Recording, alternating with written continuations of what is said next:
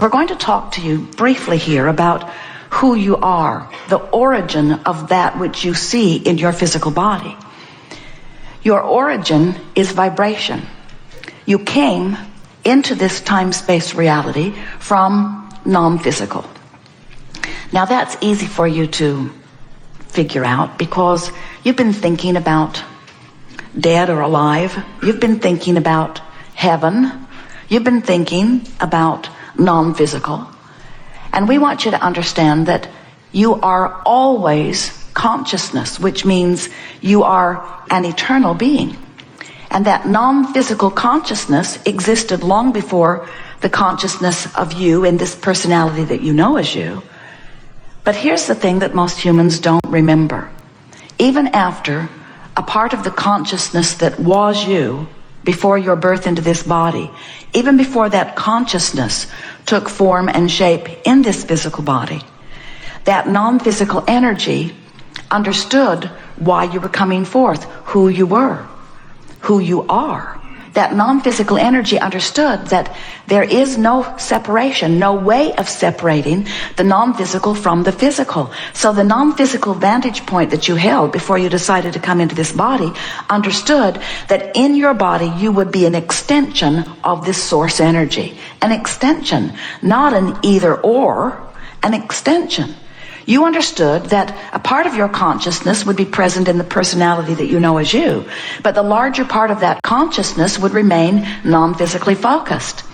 You knew that non-physically you would project part of that awareness forward, just like here you are in this room today, but it surely does not represent all that you are. You're here attending the seminar, but you are so much more in this physical personality. And so as you are here in this physical body, you are so much more also. Now that you are here in this physical body, you have, if you will consciously think about it, a relationship that is perceivable between the physical aspect of you and the non-physical aspect of you.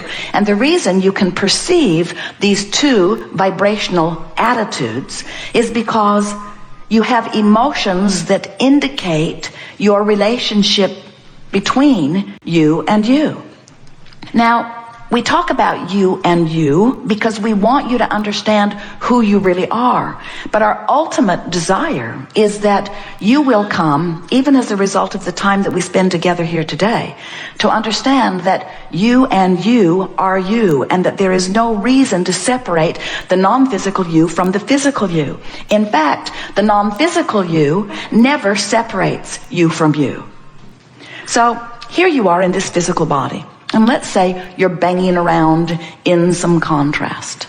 And as you are living that contrast, you wisely deduct or conclude that there is an unwanted aspect to what you are perceiving.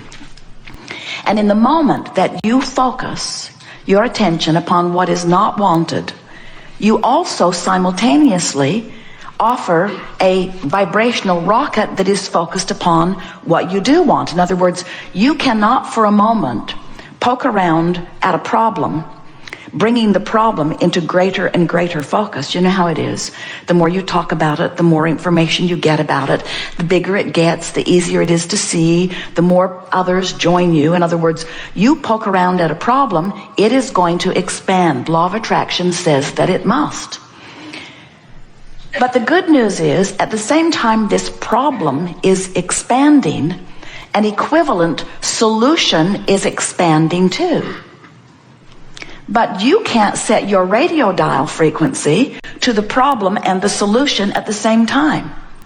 So while your dial's set on the problem, you are expanding the universe, because the more you know what you don't want, the more what you do want is formed. That's why wellness expands because of attention to illness. That's why economy expands because of attention to shortage. In other words, you just can't be part of the problem without being part of the solution at the same time. The evolution of all species is about this other side of the wave. The wave, did you hear us? Every particle of the universe contains within it wanted and unwanted, equal parts of it. So the more you focus, the more you cause an expansion of the universe. Now, the important thing for you to understand is that when you're focused upon the problem, and of course you are not always focused upon the problem, but let's say you're doing it now, as you're focused upon the problem and the solution is becoming, the non-physical part of you is standing there with the solution.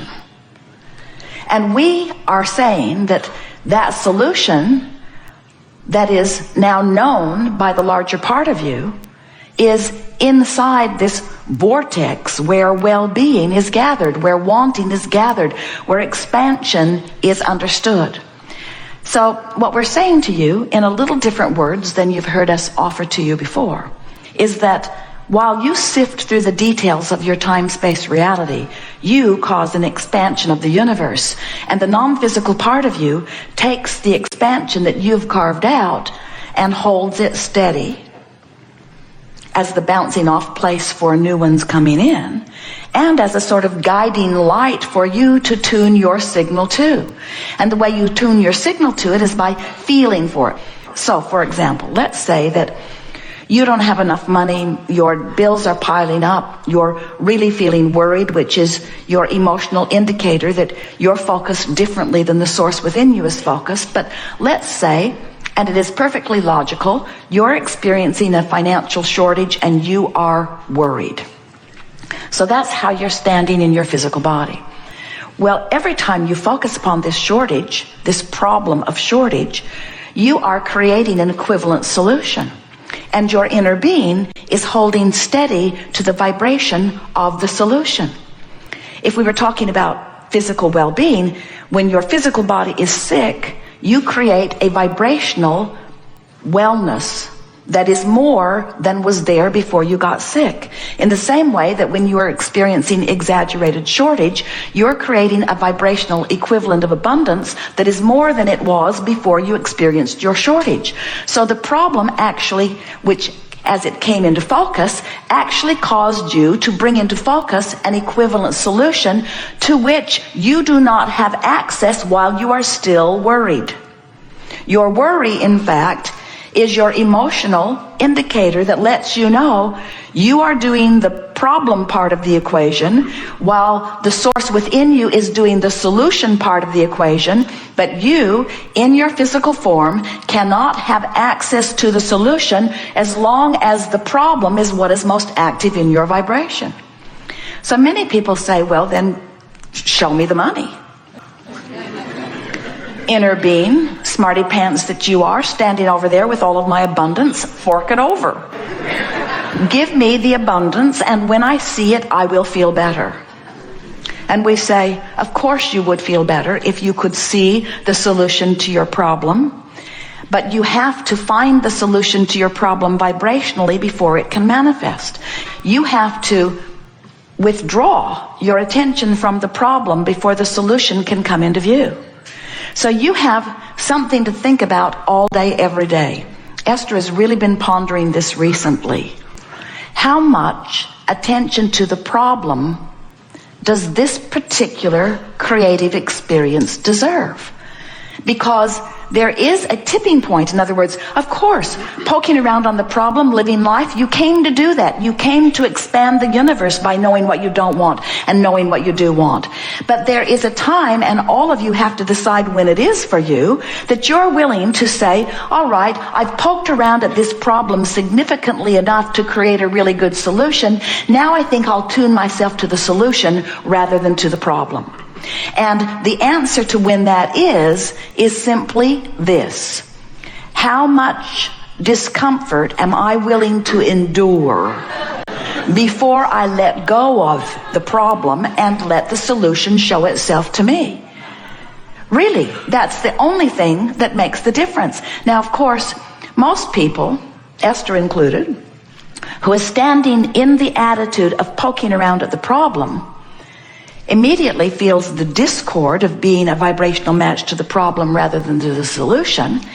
And then something interesting kicks in for most of you. Because you now don't feel good, it feels like you should explain why you don't feel good and how bad it is that you don't feel good. and whose fault it is that you don't feel good. In other words, you begin to justify your discordant relationship with who you are by hammering longer at what's wrong with this. Esther, over the years, has said things to us such as, well, it's true, as if that is any kind of criteria to use. In other words, it's true, this thing I'm using to make myself miserable and keep myself from the solution that I have already created. And we say, no one is questioning the truth of these things because you can't focus upon anything for very long without making it true. That's a terrible criteria. It's true. It's true, and so I focus on it. We say, cancer is true. Do you want some? Plundering, rapes, murder, all true. You want some of that? If you focus upon those things just because they are true, you open yourself to all kinds of things unwanted as well as wanted. We think a different criteria is in order. So rather than saying it's true, why not ask yourself, how does it feel? How does it feel? Because sometimes you can poke around on what you consider to be a problem and it feels interesting. And we want to say to you, we've never said it to you before, that if you are poking in the direction of what feels like a problem and it feels interesting, you're still in the vortex. In other words, if it still feels interesting, you are not separating yourself from who you are. You're working the contrast in a productive way from inside the vortex, because in every particle of the universe, even where we stand in non-physical, there is wanted and unwanted. The difference between where we stand is that the differentiation between our wanted and our unwanted is so slight you could not from your physical platform even perceive it. So really, what we're wanting you to sort of come to an awareness of today, in the time that we are together, is how much grief am I willing to endure for the sake of expansion? And if we were standing in your physical shoes, we would say none. Because you don't have to separate yourself from who you really are and what you want so long that you deprive yourself of the energy of alignment for so long that you are in grief or fear or despair. That's way, way, way overkill for what you intended when you decided to come forth and be a creator in this physical body. Are you understanding what we're getting at? Some of you have been listening to us for a while, and we want to say to you that we think that you have done enough poking around in the contrast of your life experience to keep yourself happily busy in the manifestation for 20 or 30 lifetimes. We really do not think that you really owe anything to anybody and that you need to torture yourself into expansion.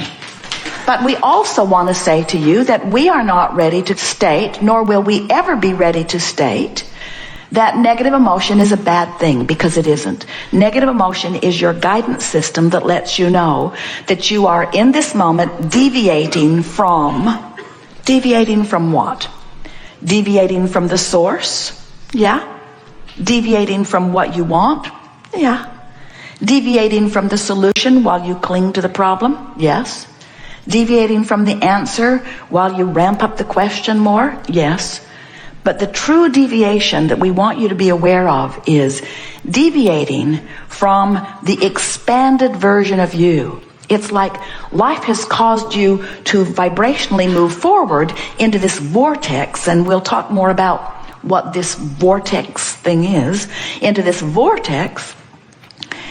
But you, for reasons of your own, and usually only intimately known by you, for reasons of your own, you are choosing to hold yourself back from the expanded version of you.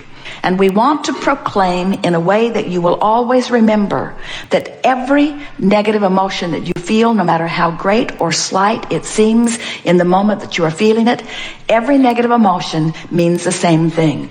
You expanded, but you in your physical body aren't going with the expansion, not right now anyway. And the reason you're not going is usually because you'd rather be right than feel good. Because you've been sifting through all of the details of life, you've come to the conclusions of what you think's appropriate, and so you're standing in defiance of who you are as you proclaim the rightness of your malice against this unwanted stuff.